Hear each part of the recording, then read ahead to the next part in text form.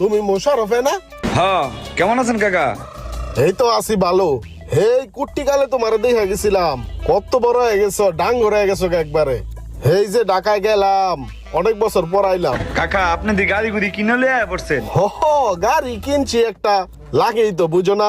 ওই ঢাকা তো আমার একটা এজেন্সি আছে, ওই বিভিন্ন লোকজন বিদেশে পাঠাই তো, ওই মোটামুটি টুকটাক ইনকাম হয়, মিলাই ঝিলাই গাড়িটা কিনলাম। ভালোই চলে, সুন্দর গাড়ি। সুন্দর হয়েছে না? হ্যাঁ, সুন্দর হয়েছি। তো থাও তাইলে, বিকাল আমুনে চায়ের দোকানে। জি কাকা, আসসালামু আলাইকুম। ওয়ালাইকুম আসসালাম। মফিজুলে বলা না তুমি? থাও তাহলে যাই।